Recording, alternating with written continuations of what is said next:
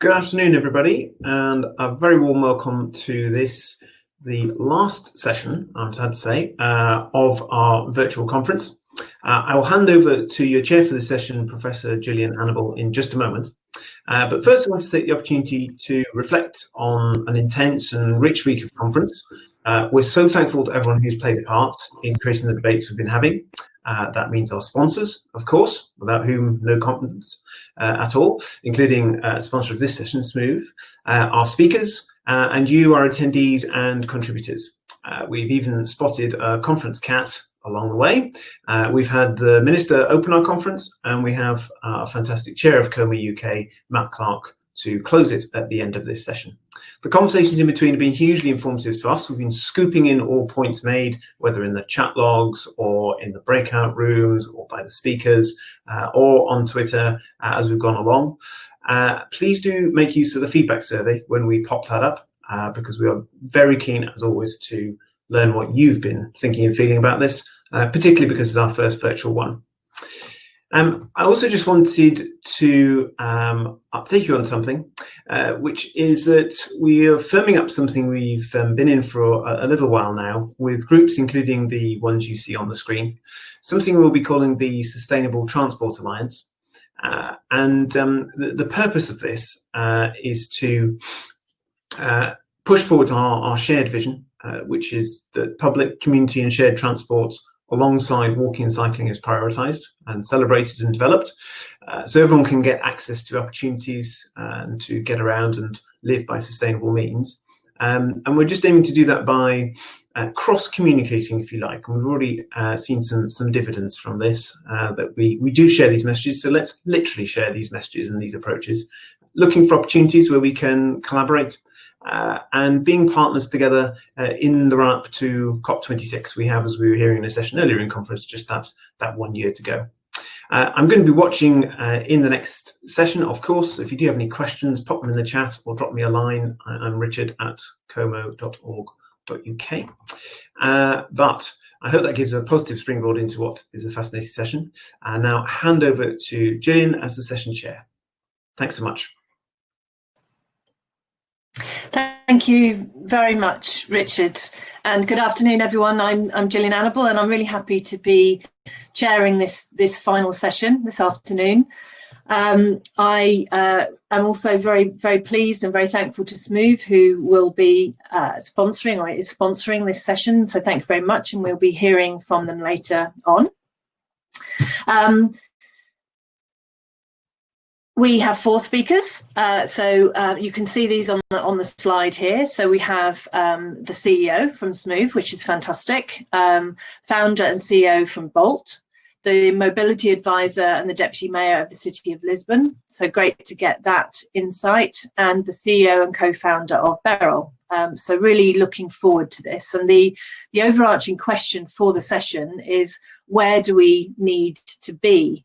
And particularly prioritising the near term and the crucial timeline that we're all working to with respect to decarbonisation and the decisions and the vision and the acceptance of certain key principles, I would say, that need to happen very, very quickly.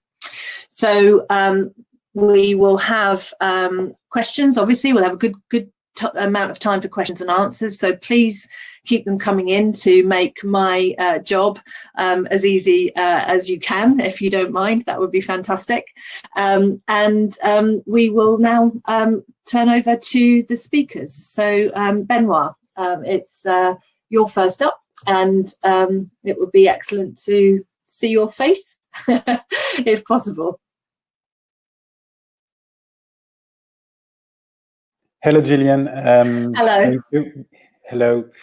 So yes, so I'm just going to introduce quickly who is SMOOVE, and maybe give our view on the topic and on where we think we should need to be in 2025. So just to introduce SMOOVE very quickly, and if we can go to the next slide. So SMOOVE has been founded in 2008. So we've been in the micromobility sector for now a while, 12 years, which is quite a long time. We have a lot of different schemes. Maybe we can go to the next slide. It will be easier to follow. So we are basically a bike sharing system provider. So we are providing the system to the operator. We are not directly operating the bike sharing system. We are just providing the technology, so the bikes, the stations, and the IT systems. So today we have more than 50,000 bikes around the world in 23 cities in 14 countries, 5 continents. Our biggest one are Paris, of course, Moscow, Helsinki in Finland, Vancouver in Canada, Lima in Peru, and many other smaller schemes. And we have 2 or 3 smaller schemes in the UK. So without losing too much time, I'm going to go to the next slide, to our view on where do we need to be in 2025, especially regarding the bike sharing and the cycle hire systems. So the first, what we really think regarding the cycle hire, and we can go to the next slide, is that we really need to be to have three main things on this topic. The cycle hire, the public cycle hire, needs to be inclusive. It needs to be fully integrated with the local public transport, and it needs to be secure. These are really the three key success factors we see, and where we really need to be in 2025 to have really an inclusive system integrated with public transport and secure. So inclusive, on the next slide, what does it mean? It means first that the systems we are designing needs to be inclusive by design. So we need to design a system in the city which gives an equal usage to all the populations, all the neighborhoods. So when you design the scheme, you really need to take it into account. You need to have a system which is accessible to anyone, even people which are not used to ride bikes, and especially through e-bikes. What we've seen in Paris is that with the introduction of e-bikes, we have much more women and much more young people riding bikes. So it's making the bikes more accessible. It needs to be very simple, and it's what we are heading to, having like very, very simple to use bikes with auto gear, auto assistance, auto electric assistance, very user-friendly interface. And it needs, of course, to be very affordable with affordable prices for low-income people, and to make sure that the scheme is accessible to anyone, whatever the revenues. Then the next slide, it needs to be really integrated with the public transport. We see the public cycle hire. It's a form of public transport. It's part of the public transport. So it needs to be available with the transport passes of the city. It needs to be to share all the data to make sure that we are integrating in the local mass solution, that we have one app and single ticket for all modes, that is transferable from one mode to another. Because the cycle hire is really generally used as part of a multimodal journey, and then it really needs to be fully integrated. And then, of course, it also needs to be a big part of the mobility hubs that have been mentioned in previous sessions, but it's really something that we see in 2025. And then the third thing on the next slide. So what really we need to have in 2025 on the cycle hire is really to have secure system.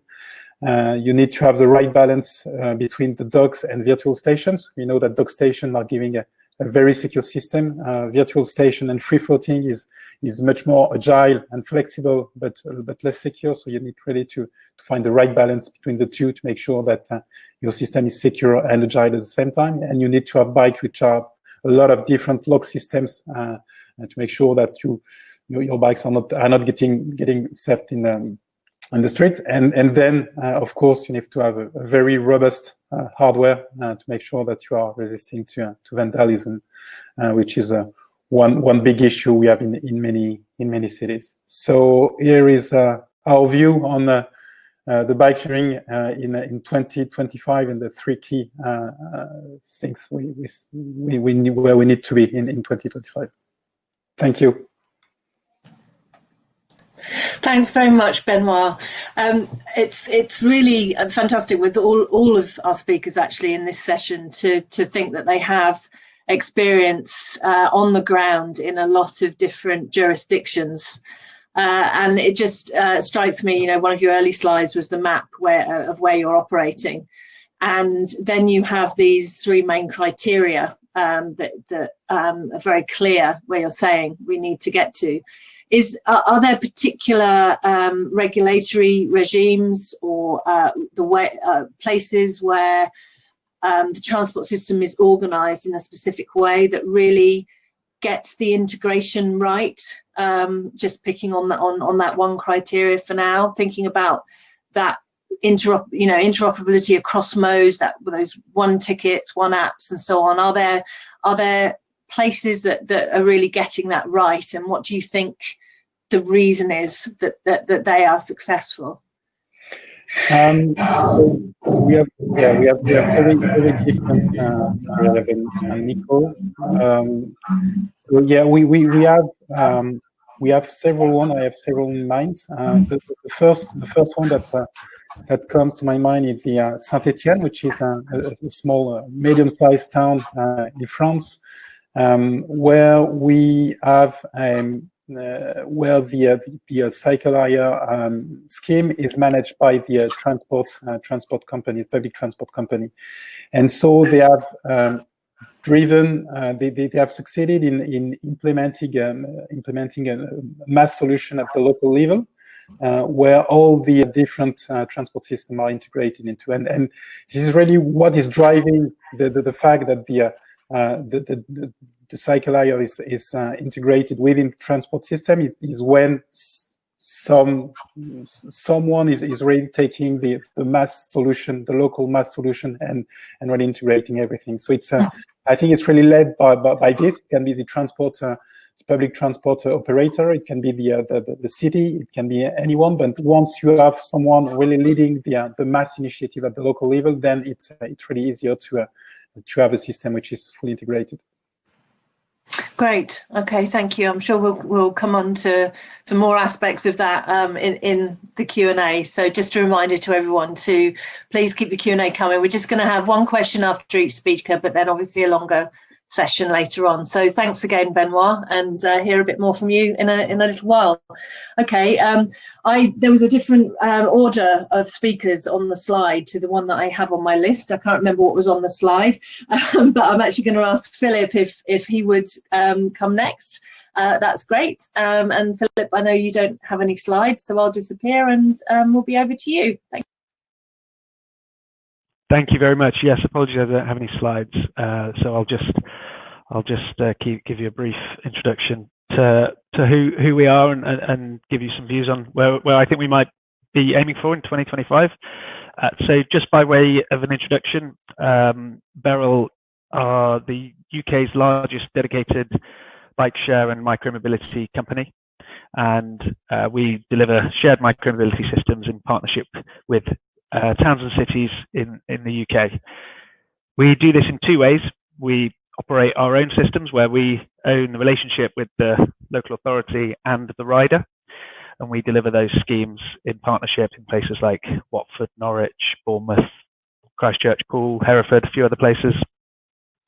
And we also power the bike share systems by selling our platform, by selling our technology to some other UK transport authorities like TfL and the upcoming bike share system in the West Midlands. So that's a little bit about who we are. The schemes that we run and where we think sort of is what's important about sort of where we want to sit in micromobility. So we sort of are trying to fill out the entire sort of shared micromobility offering within a city. So everything above walking, and as you sort of start to get into bikes, e-bikes, e-scooters, cargo bikes, and e-cargo bikes, we offer all of these modes in shared systems. And yeah, I think we do that largely because I think that the challenge that the industry is facing is how do we develop and deploy commercially viable systems that also meet the policy objectives, and we think being able to offer an integrated micromobility service across all of the vehicles that currently exist, and indeed preparing ourselves to be able to deploy on potential new innovations that come along is, I think, quite important for us in wanting to be a partner for cities who are trying to deliver a micromobility service and trying to really encourage active travel in their city. I think that one thing that's really interesting is, the innovation cycle in this industry moves faster than the contracting cycles, and even the commercial models of operators within this industry moves faster than the contracting cycles often. So, where we have, 4 or 5, I think, and extendable contracts, we think what's quite important and what will help us and our partner authorities and our riders get to where we want to be in 2025 is having the ability to sort of innovate within contracts and innovate alongside cities. And I guess the reason for us to sort of try and meet the sort of commercial needs and the policy needs is to allow local authorities and allow transport authorities to implement a long-term service that is going to sort of be there for a significant amount of time. I often think of our systems as sort of big behavior change projects that sit on the side of big, long-term, expensive policies that encourage cycling in segregated cycle lanes and things like that. And so what we have to be able to offer to our local authority customers is that we are going to be able to deliver the journeys, of course, but also develop our service into something that's commercially viable and allows us to continue our service after that contract funding has come to an end. So I guess the thing that allows us to do that is really getting a mix of these vehicles, we think, and also aligning the sort of positive externalities and the policy benefits of the different vehicles we offer with the public money that is spent. So what the industry has told us, I think, is running bike share systems is extremely difficult. To do so, in a profitable way in cities throughout the world is extremely difficult. Whereas running an e-scooter system is much easier in terms of the unit economics and the profitability of it. But what we don't want to do is sort of flip our entire business to scooters as they're now available, because what we can't do is erode the undeniable policy benefits of bikes and e-bikes and things like that at the expense of scooters. And so having this mixed system allows us to sort of meet those benefits. Bikes are absolutely fantastic. They are, in some ways, if you're an optimist, they are the silver bullet. And as a vehicle, they're the most efficient thing, sort of in terms of human propulsion, and also therefore economically efficient over the long term. And e-bikes have a very different, well, not very different, but a very important policy goal in sort of creating new journeys. There's a whole other type of journey that you create with an e-bike compared to a bike. And e-scooters are really, really important for creating new users. I can't quite explain it yet, but having deployed some scooters now in the UK, it is phenomenal how willing people are to get on these things and ride them, and capturing those customers and delivering them a shared zero emission at the point of use mode is something brilliant. But it's equally as brilliant to sort of capture that user who then may be using the system that we offer, whether it's bikes or cargo bikes in the rest of the scheme, and just generally getting used to using a shared system. And e-cargo bikes, I mean, is a personal sort of favorite of mine. If sort of e-bikes create new journeys and e-scooters create new users, e-cargo bikes create sort of entirely new possibilities for how, even broader elements of the economics of our cities and logistics and things like that work. So being able to offer all of those is quite important to us. And being able to, as I said, sort of meeting the commercial requirements of the local authority, transport authority, and ourselves is quite important. And so one thing that we think within the context of micromobility is really important will be to, use potentially sort of differential pricing mechanisms to encourage these modes. So, there's been stories again recently, I think, with the Chancellor investigating the use of per mile taxing for cars, which I think it makes a lot of sense. I'm sure lots of people in the room would think so too. And we, in a similar sort of way, we think that there's opportunities to frame commercial agreements so that whenever somebody rides a bike in a system, there's a local authority payment associated with that matches the positive externality. If someone uses an e-cargo bike, they're definitely a more difficult thing to run commercially, but the positive externality is massive from getting a 3.5 ton vehicle off the road. So perhaps the subsidy per journey for that should be greater. Versus an electric scooter, where we're not clear yet, I think it's fair to say, on what is the real benefit that journey has made. I think there's really encouraging signs actually, but that mode doesn't in and of itself maybe need a public subsidy. But mashing all of those together means you can potentially have a fleet of vehicles across a city, meeting lots of the active travel and micromobility strategies of the city, and doing it in an efficient way for the riders, for the operator, and for the local authority. So that's my 5 minutes and my 2 pence worth, I suppose. Great, thank you very much, Philip. A lot in there, I would say. So just the sort of one question from me, which I've got many actually, but I suppose I'm making you the guinea pig for a question that I think we all sort of would be worth thinking about. There's much made of the increase in active travel. Not necessarily shared mobility, but certainly active travel over the lockdown period. And I hear and lots of good conversations to be had about the investment that is now being proposed to invest in the infrastructure around cycling in particular. But actually, the increase in those modes over lockdown was really due to the reduction in traffic, not so much due to any sudden infrastructure. I mean, a few pop-up cycle lanes. So my question to you and to others really is the arguments that you were making about differential pricing, and the fact that there are big political discussions to be had about how to reduce traffic.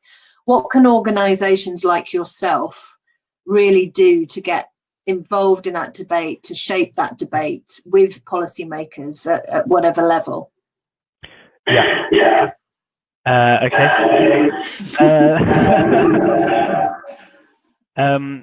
first of all, on that point about sort of lockdown active travel, I think it is worth just repeating the point that you made, just because I think it's really important for everybody. What that showed us, right, is if you create the environment for people to use the roads safely, they will. Right, so that's really, really simple and really, really powerful, and something that hopefully, that memory withstands some of the other sort of less, positive benefits that I think we've seen in terms of people using cars a little bit more recently.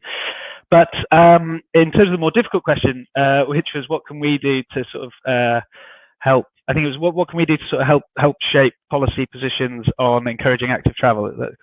So yeah, I think actually reducing traffic. What can you do to get stuck into that really difficult political debate and try and make it less political and more of a given? Sure. Well, system? I think that's a good. Okay, so I mean, I guess our most obvious role with that would be to demonstrate sort of undeniable statistics as to what impact are our systems having on the road network. So we do that. There's really obvious ways that we can do that, and we do this in our systems and for those that we power in terms of just like raw stats. Every bike we have, for example, has really good GPS tracking on it and things like that. So just like raw stats, how far, how many, how long, how often are these things moving?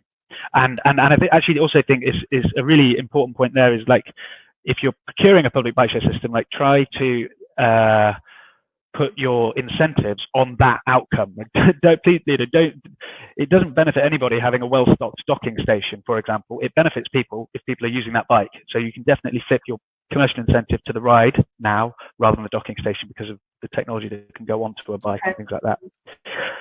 But sorry, I still haven't got to your main point. What was I going to say next? Oh yeah, undeniable stats, right? So yeah, then we do loads of surveying at the end of the journey. So and the DFT require this of e-scooter operators as well. And I think this is quite a powerful one. So we know about 1 in 5 of our journeys that happen by bike, based on like immediate qualitative surveying of customers. About 1 in 5 of those journeys would have otherwise taken place in a private car or a taxi. And the same is true of our e-scooters actually so far, which I'm pleasantly surprised about. And if the scooter's getting 5 rides a day and 1 in 5 of those journeys would have been by car, then the numbers are quite simple. And so the story is quite simple, in terms of the number of private vehicles that you're taking off the road. And then I guess the last thing that is a good example for us, that's I guess not making it a little bit all about us, but I guess that's where I've got the most knowledge, is using the bike share system as an asset within the city. So we had a fantastic opportunity. So opportunity is absolutely the wrong word in given the pandemic. But what we were able to do is, just like let anybody who accesses our scheme with an @nhs.uk email address, ride that bike, ride that scooter for free, and doing those sorts of things alongside the data sort of help, I think, from a public perception point of view, help people to see that this thing, this bike, this scooter, this cargo bike, whatever it is more than just a sort of a vanity thing or a play thing. It's like getting cars off the road, and it's making a real impact. Yeah, good. Yeah, thank you very much for that. I know that wasn't an easy question, but that's exactly the sort of thing. You're right. I think we need to do. Okay, so thanks very much, and we'll come back to you in a bit. And if we could have Pedro next, please.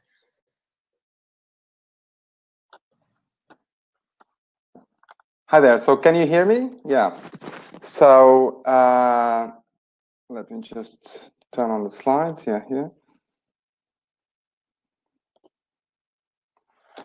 So I cannot see the slides, but okay. Yeah. So good afternoon, everybody, and thank you so much for the COMO UK to have invited us, City of Lisbon, to be present here and discuss where we will be on 2025 regarding these mobility topics. So just one first thought regarding the fact that we are now in a pandemic all over the world, and this will have an impact on 2025, that's for sure. But for us, the key to keep an eye on the race against climate change will be our main goal still. So when we design our strategic vision in the city for mobility, we always have, when we define the objectives and goals, we always have this into consideration. And looking into for those who don't know Lisbon that much, we are 500,000 population, and our model share, I'm sharing it right now. So we are almost 50% of our trips are done by car, and a third by walking, then public transport. And just to say that regarding micromobility, regarding bicycles and scooters, we in 2011 we were on 0.2% only. We are moving now, so the first steps have been done. We're now on 0.6% in 2017. We think we are almost on the way to 2%. But just a framework where we are. So we design our ecosystem of mobility in a way that we have different teams looking into different layers of our mobility ecosystem, and we actually have one team just looking to sharing services. And what these teams does is we try to create this community of operators of shared services in the city. We welcome them very much in the city, because we know that if we want to win the race against climate change, we need to have a strong public transport to transport mass transit, but we need to complement that with active travel and other services. So for us, we welcome this revolution that the new technologies have brought to us.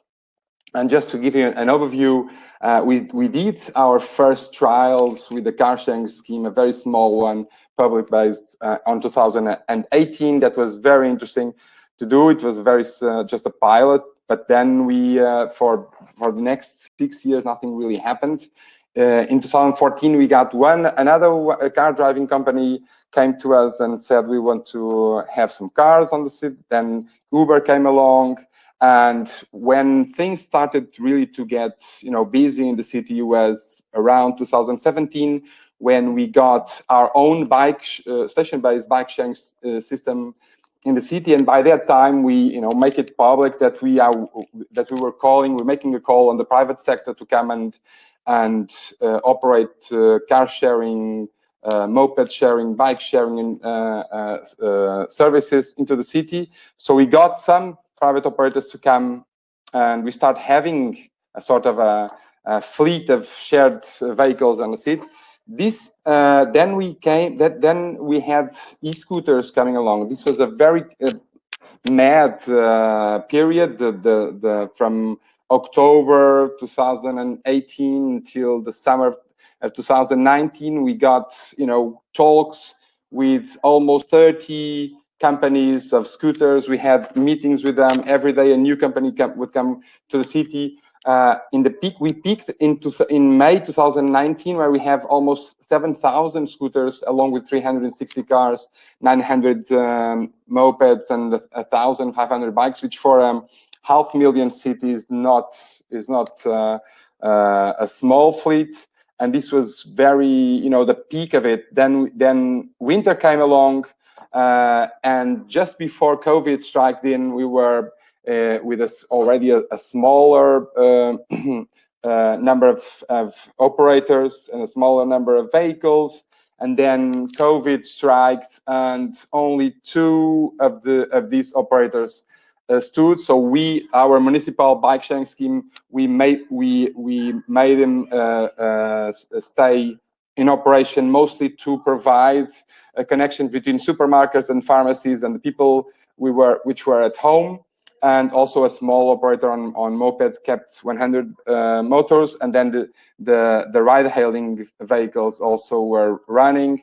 Then this first wave came along, and so we are now this is the situation that we have right now. So car sharing is very small, moped is stabilized, bikes also, and scooters are back on track.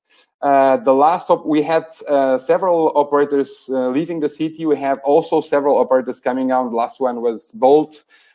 They came to a very enthusiastic way to us, say that they wanted to share scooters. We challenged them to share bikes, and they said yes. So now we have Bolt with scooters and bicycles, and this is the situation. So if you ask me where we're going to be on 2025, I say I have not any idea. I'm just giving you 2 examples. One, we were one of the first, if not the only country in Europe to have a regulation, a national law to regulate sharing services on 2018. We published it in May 2018, and 1 month later we were already having scooters on the ground that were not on the law that was published. So the change that technology brings comes into such a speed that it's going to be very, very difficult for the regulation to follow.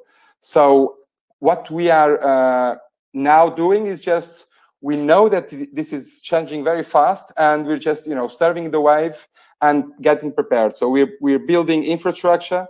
So we're building cycle tracks and parkings for all of these vehicles. We oblige all the operators to give us data, and so we use this data to influence the way that we design infrastructure, and also the way that we enforce the good use of public space. We also are, telling the people outside, what is shared service, how do they work, how do you, install these apps and use it. So we create this sense of community of shared services, and we are telling people this is a great alternative. So we're building this multi-modal mobility system, and you should, try it and use whatever it's more suitable for you. And finally, we are now, this is my last slide. We are now in the verge of preparing a regulation. So when these scooters and bikes came to the city, in large numbers, we didn't really knew a lot about the situation. So what we said to them was, look, we want you to run your services here. We want you to help us accomplish our mission of taking cars out of the road.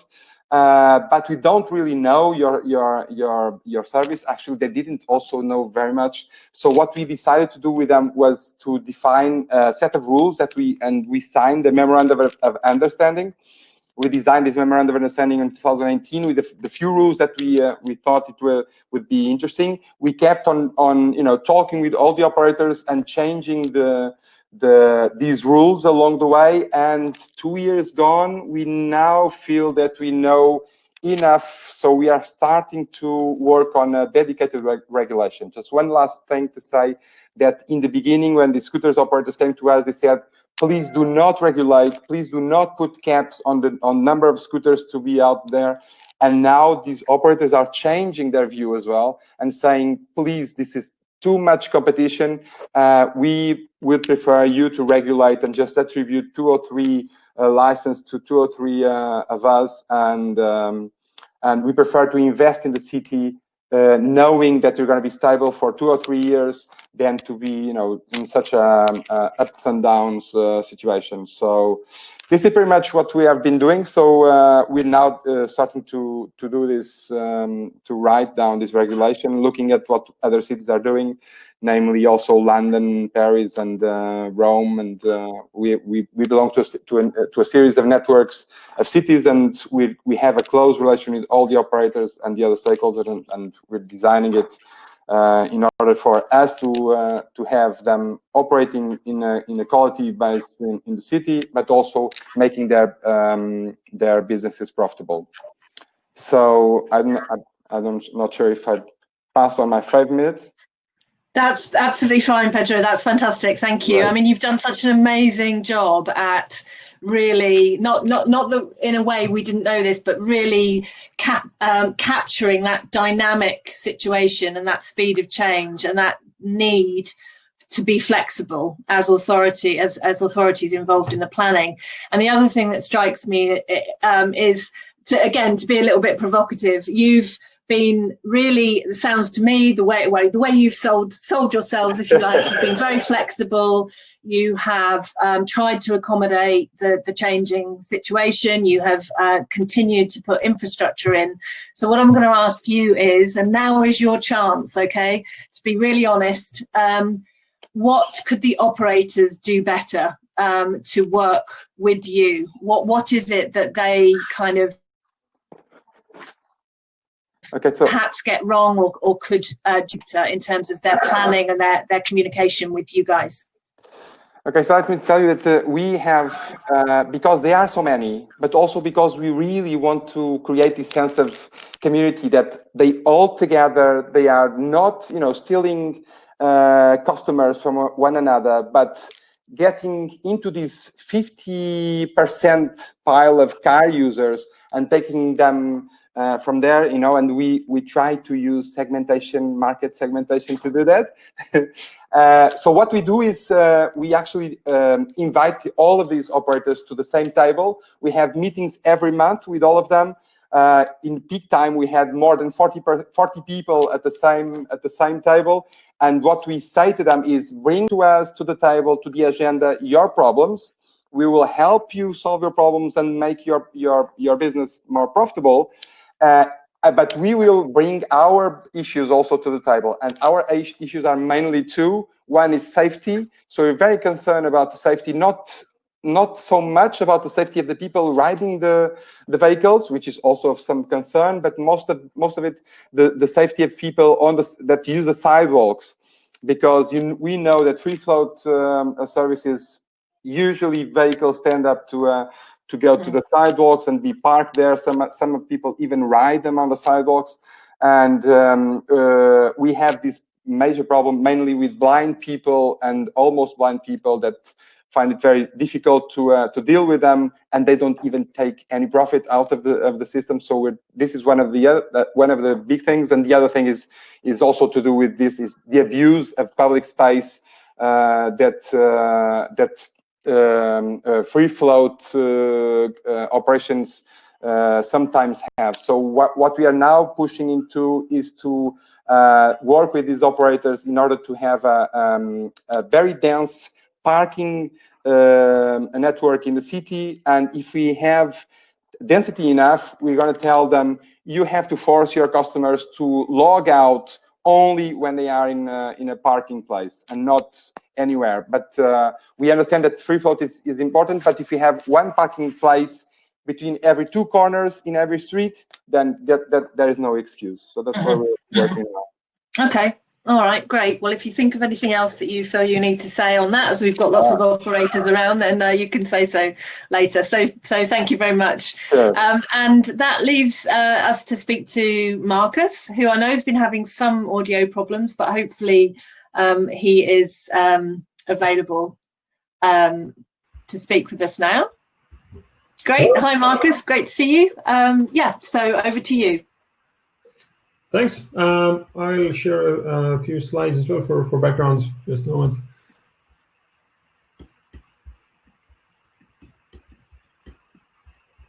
Hopefully you can see the slides as well. Yep.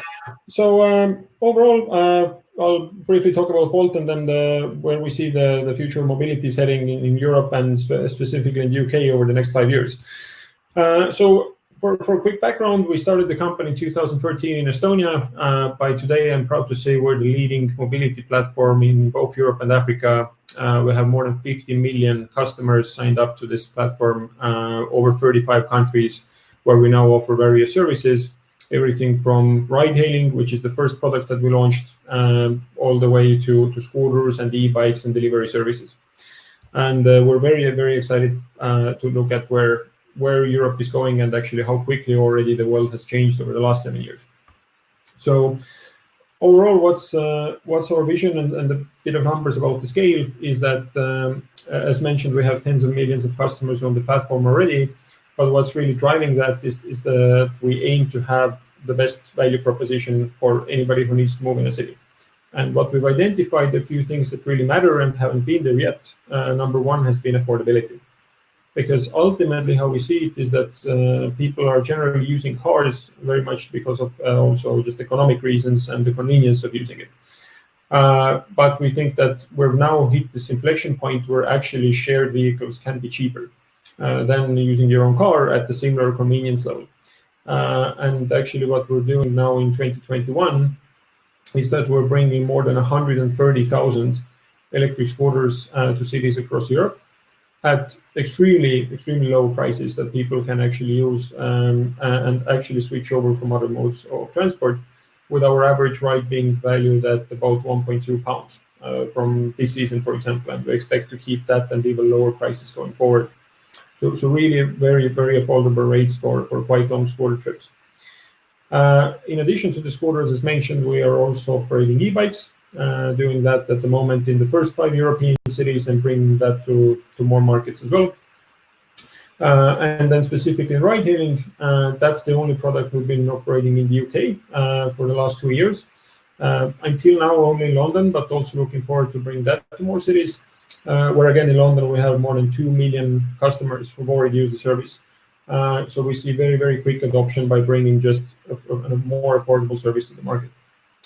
So really pretty excited about the future of what we've already achieved and what's going to happen. So looking at the next 5 years, I think where our view differs from some of the previous speakers is that we try to take a more holistic view. And when we look at what's the root problem of transportation in cities, it's pretty clear that it's the private car. Because if you eliminate the car from the picture, then most of the problems go away. You don't have congestion, local emission problems, it solves most of the safety issues and so on. So what we try to do as Bolt is to really build for the first time in history a really viable alternative so people could actually switch over. And how we see it is that Of course, it would be great if everybody started only using public transport or walking, but we need to face the reality that there's going to be a fraction of rides that are extremely hard to displace. And therefore, we do see that ride-hailing and, for example, on-demand car rental services are in many ways a necessary evil that just needs to be there in order to get people to switch over. So that's why we believe fundamentally that the best thing to do is that you need to offer this sort of package of services. So for the shorter rides, you might have scooters. For medium distance rides, bikes and electric bikes. But then for really bad weather, longer distance trips, you do need to have sort of a comprehensive ride-hailing or car rental service available as well, so people would truly switch over. So that's pretty much how we see it, sort of fundamentally a bigger difference. And again, the second point below is again affordability. So number one reason why we see people are still using private cars, and we've done surveys with thousands of people, is again they just see that the price point isn't there yet in many markets. So what we see is that we're in a pretty unique position thanks to having the scale, so that we can actually offer each of these services at a lower price point and more accessible price point than any independent operator could. So that's, for example, one of the reasons why the scooter service we have is at, I'd even argue, at the better level of quality, while significantly undercutting in prices what everybody else can offer. And that's really driving the adoption here as well. And the same thing with e-bikes. So overall, we think that there's a couple of things that needs to happen. One is that you have actually all of these different needs of travel covered, and secondly, it needs to be affordable. And once you do those things, then you will see just massive adoption happening, like we already saw this season, where in the first cities, we already saw that our scooter trips were surpassing the number of car trips that we're making in cities where we had operating ride-hailing for 5 years already. Just massively showing that if you do bring these new modes that are faster and just more environmentally friendly to the market, then thousands and then tens of thousands of people will very quickly switch over in a matter of weeks. So we're very, very encouraged by the first signs here. So coming back to UK, I mean, it's great to see that it's one of the leading countries in terms of trying to cut emissions, and therefore we're very excited to see that the scooter trials are now launched. And we do expect to be one of the forefront competitors in those tenders as well, mainly because we actually design our own hardware, unlike many other companies. So we actually have our own hardware team in Tallinn, Estonia, that's manufacturing these, and that's again one of the reasons why we can be so certain about the quality and again the long lifetime of these vehicles, because we don't just buy them from China in bulk like most other operators do. So we actually really are fully vertically integrated in how we operate the services. But in terms of some practical things I see that cities can do to move faster to sustainable mobility is already some of the things that you heard from the previous speaker in Lisbon, where we also operate, is exactly that. I think cities should try to work together with the sharing companies, and especially the sooner micromobility and specifically scooters get legalized, I think the better it is going to be. Sure, there will be people sort of abusing these vehicles or not riding them properly in the first 1 or 2 years. It takes time to get used to this. But what we see already based on our experience in 50 other cities in Europe is that actually these experienced operators can smoothen that transition rapidly. Because what we've already learned is that we've operated these scooters for 3 years, and you can do a lot of things to make sure that people use them better. For example, having a beginner mode that we were the first one to put out there, which is that the customers start off using scooters at the far lower speed limit, and then only once they've done a certain number of rides does the speed limit go up. And there's many other small things like that you can do to make sure that customers actually adopt these things in the right manner, and they're not a nuisance to other pedestrians or other people in the city. Not to mention about parking and many other things where we're putting a lot of effort in. Overall, those are some of my views of where I see mobility could be heading in Europe over the next 5 years. So very excited about the future. Thanks. Thanks very much, Marcus. Fantastic.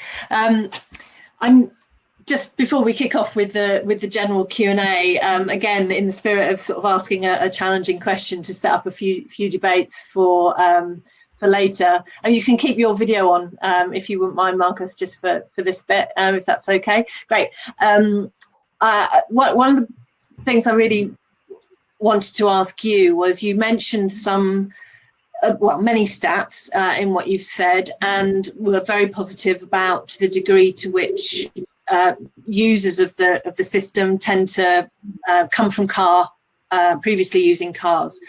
And this is absolutely key. And I, to put my cards on the table, obviously I'm an academic, I love data, but that also means that I'm very skeptical about a lot of data. And I do see a lot of data, have done for years, been very interested in data from car clubs and other shared mobility. And sometimes it feels a bit overinflated. And one of the things we have to do to get policymakers really listening is really convince them that these systems aren't going to abstract from conventional walking and cycling and buses, but are going to abstract from cars. So my question to you is to really tell us how you get your data, how and what you think we can all do better to convince us of this behaviour change. Absolutely. Well, first of all, one piece of sort of background here is that overall we're still talking about such a small fraction of urban rides. So when we look at the cities with the highest penetration of these shared services, they still make up 2, maybe 3, 4% of urban travel at most. And in the vast majority of European cities, it's even smaller.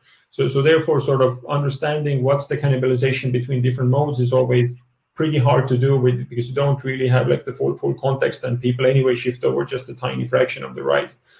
But that said, we try to do our best. We have a full data science team that's just looking into this sort of pollination between services. And what we've so far been able to really prove at scale, because we're doing millions of rides with scooters, is that again, like even though we see that high level, the number of scooters has already in some cases surpassed the number of ride-hailing trips in a year, while we had built that business for 5 or 7 years.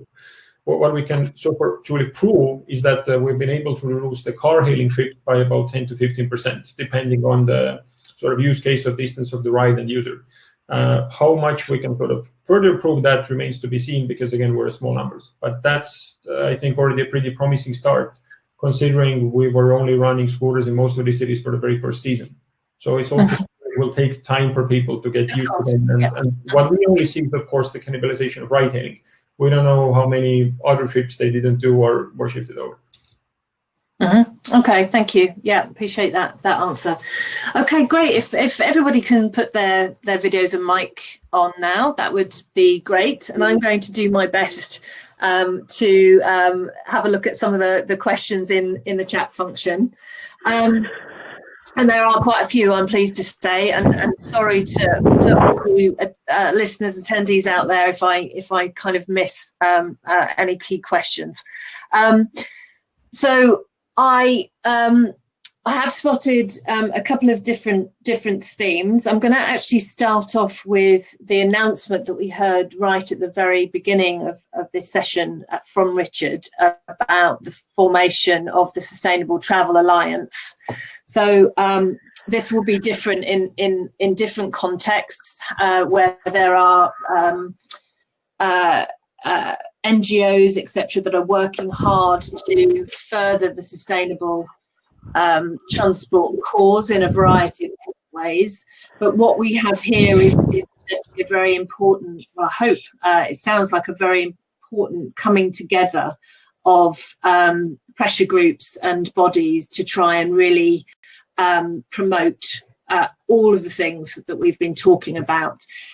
So I was just wondering, in your experience, where you've been operating, what is it that these bodies can really do to support what you're doing on the ground, and what do you think ought to come from this formation of an alliance? What benefits do you think could come from it? And that isn't just my question, it's just I haven't written down the name of whose question it was, sorry.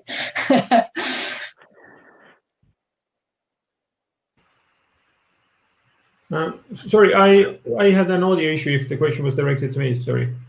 No, it's directed to anyone who would like to jump in on that. So any experience of working with the likes of, of Como UK or et al. And what it is that those working relationships can achieve. Well, if nobody jumps in, I'll have to say that from our side, we have some months ago we challenged the operators in the city to get together and form a sort of an alliance, a different one than what I understood from what Richard was saying. But it turned out to be that some of them were very skeptical about it because they felt that they kind of compete with each other. But for us, it was very.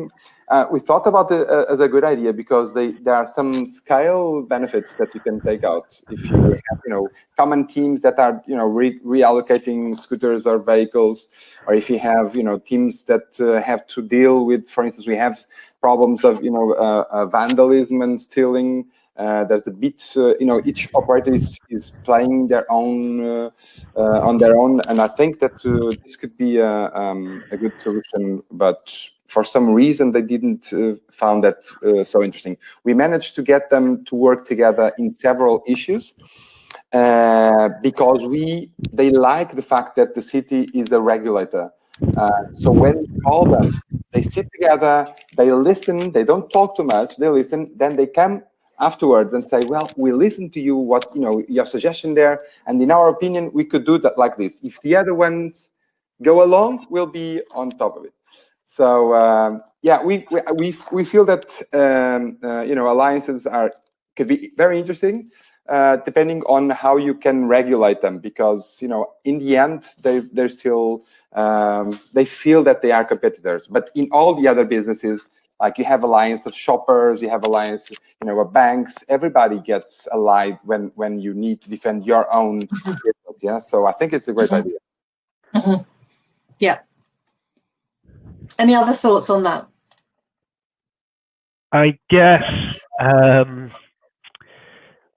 don't know. I guess the last thing that sort of micromobility seems to need is another voice in terms of like self-proclaimed experts, and I say that as an expert. That was a joke.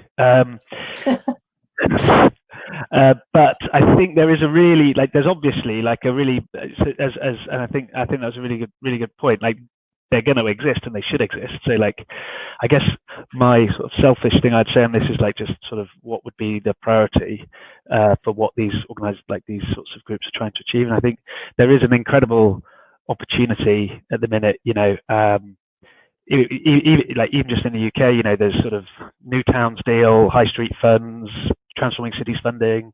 In Europe, there's the Green Recovery Plan, 750 billion. There's today a 10-point plan for Green Industrial Revolution. So I think focusing on helping local authorities figure out, transport authorities, figure out how to access that sort of funding is probably a good idea. And that's not just funding to enable us. It's funding to enable their own teams internally to sort of work on the strategies and implement policies and things like that. So I think I think there's an interesting tide of funding that might require some new thinking about how to access it.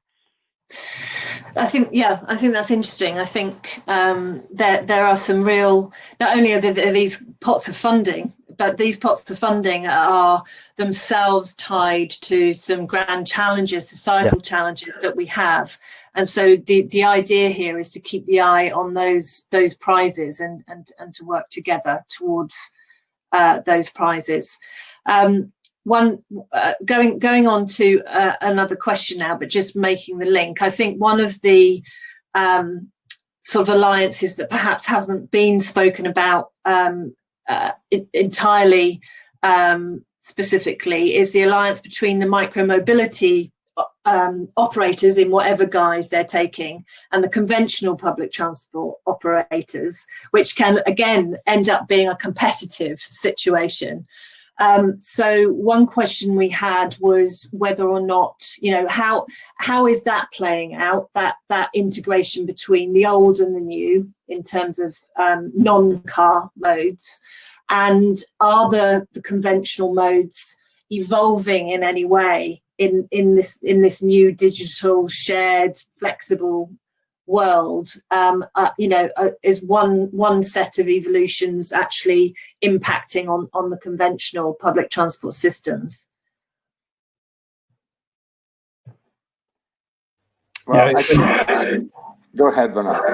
No. So thank you, Pedro. I think it's a matter of cooperation between conventional and new micro-mobility operators, but it's also a matter of collaboration between private mobility operators and public mobility operators. Because at the end, for example, at SMOOVE, we are working just on the public system, public bike sharing system. And so we are really working with the public authorities, transport authorities, to make sure that we are integrating our system well with the old transport system.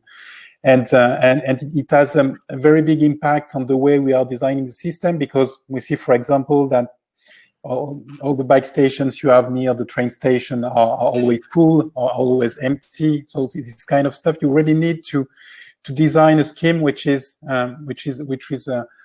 taking into account all the environment of the rest of the transport. So I think that it has to be led by the transport authorities, because you can't it can't be done just by only one operator or another. It really needs to be led by the transport authorities to make sure that you've got consistency in your system. And what we see, for example, on the bike sharing system, and I think it's the same for other micro mobility mode, that it's often like this journey is often like just a part of a multimodal journey. So really, it's not. I mean, people can take conventional transport, take a bus, and then ride a bike. And then at the end, the journey walking. So it's multimodal. So you really need to really manage this integration between the different modes. But I don't feel like I wouldn't say we have the conventional and we have the new ones. I mean, everything has to be managed through the data, through the design first, through the design of the systems. When it's like bike stations, and then through the data, through the mass solution, to make sure that everything is working together. Mm-hmm. Any other? Yeah, Pedro. Okay, so in my perspective, getting these two services together, it's going to be crucial, and it's going to be the future. So 2025, not completely sure. I'll explain why, but I think we can do this in two steps. The first one is an informal integration. Like Benoit was saying, you can have, for instance, a bus line that has a stop in the center of a neighborhood, and then you can have scooters in this near the bus station, so that some people who get out there can have last mile done by a scooter. So this could be done if the public transport operators talk with the shared operators, mediated or not by the local governance or other bodies, and they get information together and they work together in this informal way. A more interesting one, but it will take a little bit longer, it's going to be a more formal integration, when we take the operations and we get them together into a multimodal system that is technological integrated, legally integrated, and financially integrated.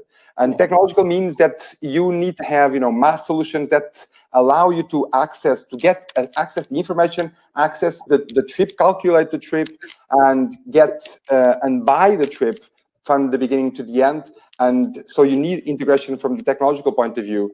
And in my opinion, this is the easy bit. Then you need also legal integration. And for instance, in Portugal, the public transport bodies have a legal framework that they have to comply with. So these rules, they don't fit very well into the private shared operators. So there is a need for tuning and see how we can merge legally this. And finally, the financial one is also very tricky, because while public transport is heavily subsidized by the state or by the cities, private shared operators are not. So the business models are completely different.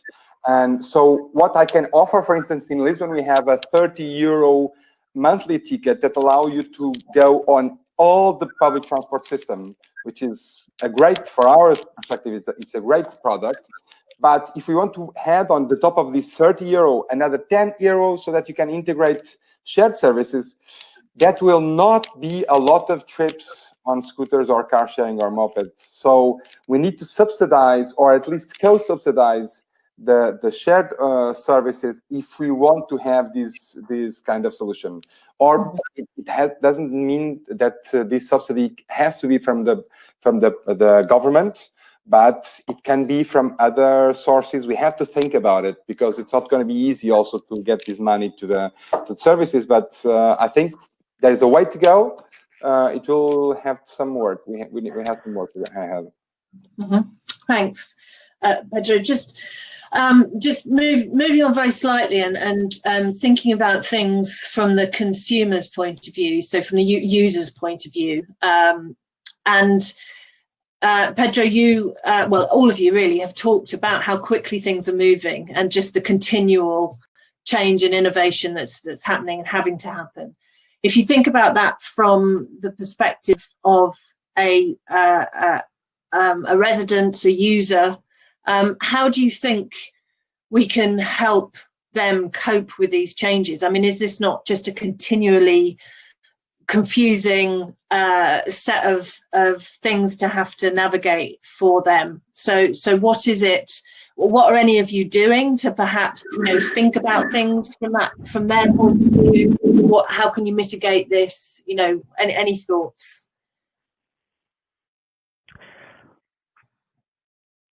I think that, I mean, the first thing we're doing and what I mentioned at the beginning is to make sure that the system you're operating is very easy to use. For example, in Paris, we first put our bikes with electrical assistant, which has to be set up by the user, with the need to change the gears of the bikes, with a user interface which was quite different from what you could see in that other operator. So at the end, each time a user was taking a new type of micromobility, he had to adapt and to understand how it was working and etc. So I think that you need to set up something which is very, very easy to use. And then first, I think that the user interface needs to be quite the same for all the operators, and that's what we're seeing today. I think that it's quite the same way, to take any scooter at Bolt or Voi or other operators. I think it's quite the same way. So I think it's part of the journey. And then when you're on the scooter or on the bike, it needs to be very simple to use. And so for example, on our bikes, so it's like auto gears, it's like automatic electrical assistance. So everything, the simplest way you can do, so it's easy to switch from one to another.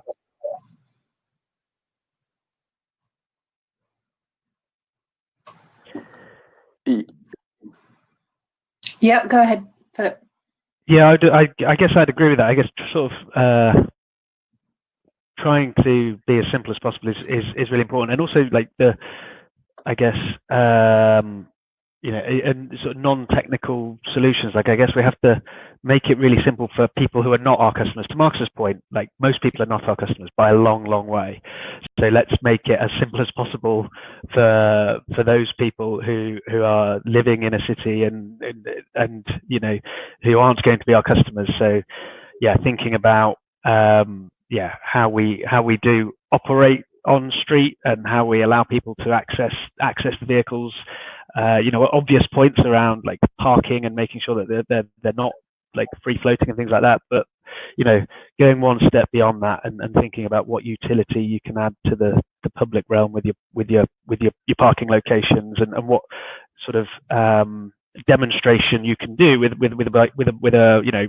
your fleet. So whether it's demonstrations of, you know, things like, I don't know, e-cargo bike redistribution and sort of developing interesting learnings that might well be subsidized by the city authority. If they're paying you to be there, then, you know, that might be a really interesting an interesting asset for you, and you'd have an obligation to sort of share your learnings on things like that. So yeah, I guess it's some like really sort of straightforward stuff like that. And yeah, thinking about the people who are not the users as much as anything. Mm-hmm. Okay, so we've got a little bit of time left. A slightly different tack is thinking about non-city, non-urban contexts, and we've had a couple of questions in about that. So, for instance, thinking about community-led initiatives. Any examples that you know of? How small operators or small initiatives can really take hold? I mean, what is it that they need, or, you know, or if you know, we've talked about this idea of there being too much competition and too many operators, but there are lots of different contexts, not just the classic urban context, and so it would be really good just to provide any thoughts of what you're doing, what you're seeing, with that in mind. I can maybe bring a few examples here. Given that, again, I'm coming from a background of tiny Estonia with just 1 million people. I mean, some of the cities where we operate here have just 10, 20, 30, 40,000 people, where we have already deployed scooters and continue to do so. And we see that it's not an issue at all. That even in those cities, we see that you can actually, just from a commercial standpoint, actually run this as a fully viable, without subsidies, micromobility service. So in that sense, we are actually very bullish that same would apply definitely in sort of higher income countries like the UK and so on as well. So overall, I don't think that it's an issue as long as there are efficient operators for that, specifically in the e-scooter space. I recognize, of course, that bike sharing has significantly lower utilization and therefore harder business economics as well. But on the second point, I would add that mainly where we see operators complaining about there being too many operators is just they are not being able to commercially compete. That's the number one reason why they say they want to limit it. I mean, for the consumer, like generally, the more selection you have, the better. So what we are rather advocating for is that, of course, the city should put in place a minimum standard in terms of quality and whatnot. But other than that, why not let the free market decide what the prices are going to be? Because what we see is that many of the players are just specifically actually targeting us and saying that, like the Bolt guys will come in and offer whatever half the price that we offer. And they just say it because they can't compete, because we make our own hardware and it's just more affordable. And we actually offer many other services with cost synergies. So I would just really caution regulators that rather it makes sense to have a quality bar, but especially in smaller cities, like let more operators in. It's better for the customers. Mm-hmm. Okay. Maybe I can share our experience on that topic, because I mean, at SMOOVE we have like cities where we have like a couple of dozens of bikes, and we have Paris where we have 20,000 bikes. So we have very different type of cities, and very small city and very big cities. To be honest, what we see in small city, it's really harder to make it work.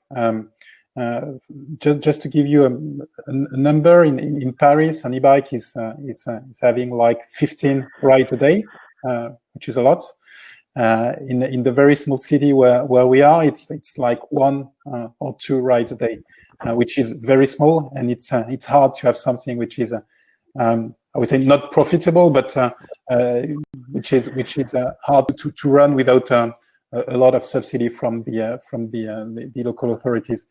So what we are doing at SMOOVE, we see that for smaller city, we need to have a mix between bike sharing system, or I think bike sharing system and long-term rental, and it has to be something which is done as a complementary approach, where you have more long-term rental in small cities and less bike sharing system, and the bigger the city, the bigger the proportion of the bike sharing system versus a long-term rental.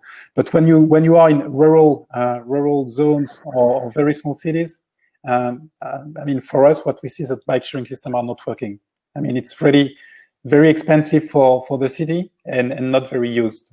I think it's probably different for e-scooters, but for bike sharing system, it's complicated to operate a system in cities which are, I would say, below 150,000 inhabitants. I guess I'd share a couple of examples from us. I think I take that point. So we're launching an e-scooter system on the Isle of Wight next week.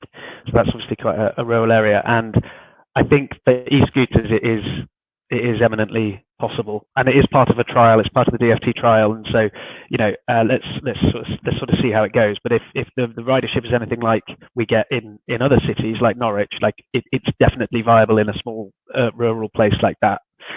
So I think that's quite positive. Because if we can make e-scooters viable somewhere like that, like it's also very easy for us to add in some some e-bikes, or I keep going on about it, e-cargo bikes, because I love them. But yeah, and also e-cargo bikes and things like that. The other example, though, on the pure bike share side, to the very specific example for us, we have a bike share system in Hereford. So just to talk you through that one a little bit. So Hereford is a town of, I think, 60,000 people, about that, 60,000 people. And there's obviously lots of those. That's the sort of long tail in terms of where people live in Europe. And we've got a bike share system that's really good there. We came up with quite an innovative, well, it felt innovative at the time, and now it's like, sort of like our standard commercial model, which is there's a subsidy that the local authority pays, as I said earlier, when someone rides the bike. So when someone rides the bike, we get paid. We take the money off that customer for them having ridden the bike, and then we say at the end of the month, I don't know if Hereford mind me saying this, I guess not. I think it's a really good model. I think we should encourage it. And then at the end of the month, we say, okay, we had 4,000 journeys this month, and then they'll give us £4,000. And we do that with all of our cities to different degrees. And so it is exceptionally affordable. I hope that they agree from a local authority perspective, because on an ongoing basis, it's just a few £1,000s a month, but it makes the unit economics of that bike journey considerably better, and it makes sense. And the other thing that we do in a city like in a town, actually Hereford is a city technically, but the other thing we do we've done there, which we would look to repeat elsewhere, is it's our contract, and we provide all of the frameworks for operating that scheme, and all of the overhead in terms of the bikes, the technology, the insurance, all the contracting and everything like that. Locally in Hereford, all of the operating happens with a local partner who we work with, and obviously that's like a tried and tested model. But there's a local partner there, a company called Petty Cargo, who operate the scheme on our behalf, and we send them all of the instructions. So it's fully auditable by the council. They see exactly everything that's going on, equipping them with quite an advanced sort of bike share technology that would normally be associated with a big city. But yeah, and it works really, really well. And they do everything locally by cargo bike. And so yeah, that model for us in Hereford is really, really good, and that is a bike-only system, so like the most difficult of them all to run commercially, and that really, really works. And obviously, yeah, the Isle of Wight example at the other end of the spectrum, I think it's looking positive too. Good. Okay. Thanks for that. I mean, just to say that from my ivory tower perspective, being an academic, we have done, as I do, a lot of analysis on decarbonisation and where the potential lies, and the types of journeys that would be most suitable for e-bikes to come out of the car onto e-bikes are actually in suburban and between these kind of more medium-sized towns. So that's the theory. That's where you could really get the biggest bang for your buck from carbon. So there is a mismatch between our ambitions for shared mobility and decarbonisation, I think, and where it's actually happening. I think we do need to think about whether there's something that we can do about that. So I'm just conscious we're coming up to our final minutes, and the title of this session was where are we going next? You know, where should we be in say 2025? So the way I'm going to just ask you to finish is to, if you imagine that in 2025 you're looking out of whatever window you've got closest to you. You can, and I imagine you are probably all in quite urban environments, but maybe not. You can say so. But imagine it is 2025, and putting the most realistic head on that you have, rather than your most aspirational, but your most realistic head. What do you see today out of your window, and how different will it be in 2025? What will be out there that is different in 5 years' time? So anybody can kick off. Otherwise, I'll pick somebody. Okay, I can start. Okay, let me say that, in my opinion, although I'm very enthusiastic about the concept of sharing, I love it. In my opinion, I think that the first guy who comes out with a wheel vehicle that is so small that you can put it on your backpack, and so light that you can carry it around, and has a battery that lasts for 1 day, it's going to be like cell phones. So you're going to carry your own, thing, and you walk and use it, and it's going to be. Although I would like to have shared service to be, and I like the sharing thing, but that's my opinion. Fair enough. Well taken. Thanks, Pedro. Who's next? None of you get away with this, so you'll have to answer. I can be next. Just building on what Pedro has just said. What I would love to see is not necessarily to have something you have on your back, but just to carry your battery, and to make sure that everything you have in the streets is using the same battery, and that you can use your battery and put it on a Bolty scooter, and then on a Beryley bike, and then on a SMOOVE bike, and so you have like a very smooth management of all the energy in the city, and you are just using your own battery to use any type of shared micromobility. And I think that if I can give two things I would love to see. The second thing is not looking out at the window, but just looking at my cell phone, is to be able to make a trip using e-scooters, e-bike, bus, tube, etc. on one single app, which would be great. Okay. Philip, Marcus? I can go next. I think overall, I do agree that there's a lot of things still to optimize, but I'm actually extremely optimistic that most of the future is already here, and we just need to scale it. So I really think that by finally opening up doors to really embrace e-bikes and electric scooters, and there will be other, whether three-wheelers, four-wheelers, or small electric vehicles as well. I think we can already transition, if not all, then at least half of the current combustion engine car trips away to those modes. Some of them might be owned by people, some of them will be shared, but I think that we already know what's the future of the vehicle type. We just need to embrace it and get it out there as soon as we can. Okay. I think I was really trying to come up with something positive, and that's a really good way of putting it, in terms of everything that the future is going to have is already here. Like 5 years from now is not that long in a transport world. And I guess for people on the call, like if people are on this call, then we're sort of preaching to the choir a little bit. So I guess my fear, first of all, would be that it's maybe going to get worse before it gets better. So I guess I'd be really encouraging everyone to sort of keep the faith as we particularly probably in the UK, as we emerge from COVID lockdowns, and there's going to be continuing sort of LTM backlash, and then there's going to be like a load of electric cars sitting in the traffic jams instead, and all that sort of stuff. So it might get a little bit worse before it gets better. But I think I agree with Marcus in that everything that we see now that we think are good things, I think we are hopefully coming up with incremental innovations on the side of them, right, that make it more economically sustainable, and therefore, something that cities can rely on, and something that can sort of lead to some of the behavior changes towards active travel. Mm-hmm. Okay, keep the faith. So that's a very good thing to finish on. Really, thank you very, very much, all four of you.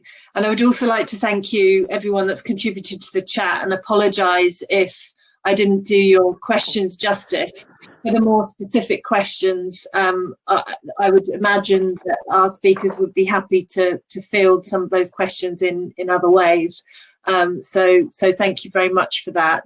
I'd also want to encourage everyone to fill the feedback form out as has been previously requested. So please do that. And the final thing to say is that I have no idea whether the sessions are recorded. It never occurred to me to ask, or no, somebody might put you right there, but I just think it would be great if we, or would it? I don't know. If we played back some of these, say the final question and our predictions of the future, if we sort of played them back regularly to ourselves in the sort of plus 5 years time, to see how well we were thinking. So thanks again, everybody, and I will be passing over to Matt. So if I could ask the speakers to turn off their video and mics and say cheerio, and I will also say cheerio and pass over to Matt. So thank you very much. Thanks very much, Gillian. And yes, the recordings of these sessions will be available on the website shortly, so you can certainly play them back to your heart's content. So I'm Matthew Clark, I'm from STEER, and I'm also the chair of COMA UK. So it's my job to sum up the COMA conference. So just take a few minutes to do that. So we've had 4 days of conference sessions, including 9 sessions. We've had 12 hours of insight from 44 speakers. Speakers have come from 10 countries, from as far east as Israel and as far west as Canada and the USA. We've had 3 professors, we've had 1 member of parliament, and we have had people from across the private sector and the public sector and the third sector. And we even had a cat. So just to run through what we've seen through the days. On Tuesday, we were opened by Rachel McLean, who's the Minister for Future Transport, and she outlines the government's interest in the role of shared mobility in transport initiatives and decarbonisation. We then had sessions on the age of disruption, COVID-19 and mobility, and then thinking forward next year to the COP26 session in Glasgow. We had a session thinking about the preparation for that. On Wednesday, we started thinking about mobility hubs, including some fascinating early work at railway stations and how mobility hubs are starting to improve connectivity and repurposing old railway stations. We also had a session on how shared transport can facilitate more sustainable travel in rural areas. Then on Thursday, we started off hearing about strategy and procurement. We heard about some of the initial challenges of doctors' vehicles, many of these around parking. And then we also heard about early opportunities of e-scooters and how they have a wider appeal in some places than bikes themselves. We then moved into a session which I chaired on urban micromobility, and we heard about examples of e-scooter implementation in places that have had more experience than here in the UK, both in Tel Aviv in Israel and Portland, Oregon in the US. We also heard how urban micromobility can be made to work for everybody and not just early adopters. And then today we've had a session on agents of change, thinking about employers and sustainable mobility. And finally, we've seen the 2025 session where we've seen where we need to go. And this was started by Richard outlining the Sustainable Transport Alliance, which will bring together like-minded organisations with a shared goal. In the session we've heard about continuous change of innovation. And we've also heard a little bit about how people think the world might be in 5 years' time. So before we conclude, I'd just like to talk about some upcoming events. So we have 2 events coming up in December that COMA are hosting, both online. The first is a webinar about community bike share schemes and how those might be set up. That's on the 8th of December at 2 p.m. And then on 2 days later, on Thursday the 10th, also at 2 p.m, is COMO's AGM and review of the year. So I'd like to invite everybody to sign up to those if they're interested. So finally, to say some thanks. Thanks to all our speakers. Thanks to all our participants. A big thanks to our sponsors, who you can see there. And last and not least, thanks to COMO staff for their work crafting the programme and facilitating a stimulating and engaging event, which is not an easy thing to do online. So as Chair of COMO UK, I look forward to an exciting and progressive year in shared mobility. I hope to see many of you at forthcoming shared mobility events over the next 12 months. Hopefully some of those will be in person as well. Thank you and goodbye.